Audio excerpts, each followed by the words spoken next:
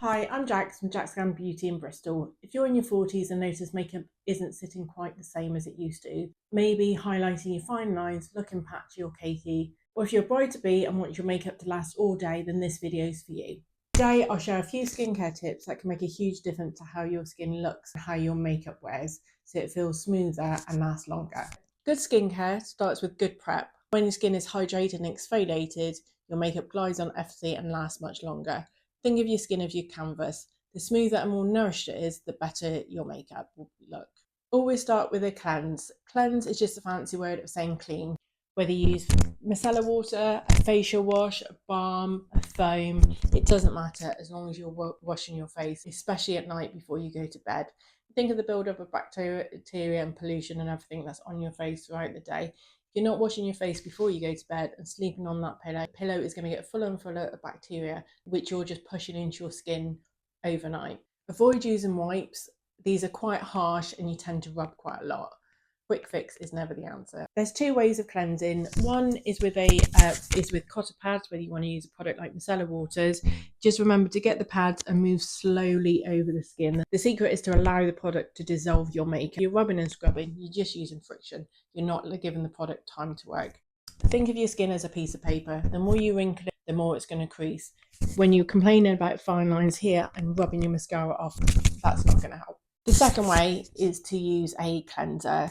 So if you were, say, in the shower or over the sink, just get your face nice and wet, get your cleanser, and then massage it gently using little circles. Again, massaging it in, allowing it time to work. And again, the trick is being gentle and going over your skin. You don't want to see your skin moving and things like that. You should just be nicely going over the skin, nice and gently. The second important thing is to exfoliate. So you mainly need to do this once or twice a week. There's lots of exfoliators on the market, scrubs, acid peels. So I do quite like, especially if you wear a lot of makeup, a nice scrub.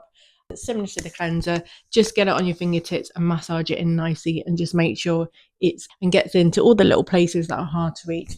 Exfoliation is really good. Your skin's made up of lots of layers, and what we're doing is polishing and just removing the top layer of the skin, remove any acne scars or fine lines and things like that. Also, because it's taken out of the top layer of dead skin cells, you've exposed all the new fresh skin. So when we go on to moisturise, you're going to put all the moisturiser into the nice fresh skin. It's going to absorb a lot better and be a lot more effective. So with your moisturiser, it's good to try and think of pushing it into your skin. So again, you don't want to drag it over your skin really quickly. That's just not giving it one. So a good tip is to smear it over your hands and then push it into your skin. Also, don't forget your neck. This is again a telltale sign for as we age. It's a very depressing thought that at the age of 25, our bodies stop producing collagen, so we need all the help we can get. If you can, use a serum. Serums are just a more sort of oily, usually more intensive moisturiser, so it is good if you can to add one in. If you do struggle with pushing it into your skin and you feel you need to go back to your slow cat stroke. So again, slowly wiping it over your skin, again, not forgetting the neck area. When you are moving anything over your face, you want to go inside to out, to the nose, and then ideally to the contour up your face. Your skin, gravity is pulling your skin down. We don't want to encourage it. So again, nice upward stroke. Also try adding an eye cream. These areas are very telltale signs for it. Use it sparingly and really pat it and push it into the skin rather than just dragging it over really quickly. So there are primers you can get to sit under your makeup. Again, this is a bit of a cheap product. If you're moisturising well and your skin is nice and hydrated, you shouldn't need a primer. You have to be very careful with using primers and foundations because they have different bases. So using the wrong bases and it can actually cause your foundation to fall off easier rather than last longer. If you do want to do a primer, try and get the same brand so you know they work together. Just really step up your moisturising. Your SPF every single day is the best anti-aging product because the sun does really damage the skin. Most products have got a small amount of SPF in, usually 15. Try and use 25 in the winter, and in the summer and up to 50. You can get lots of primers with SPF in. So again, try and get the 2-in-1 product if you don't want to put an extra step in.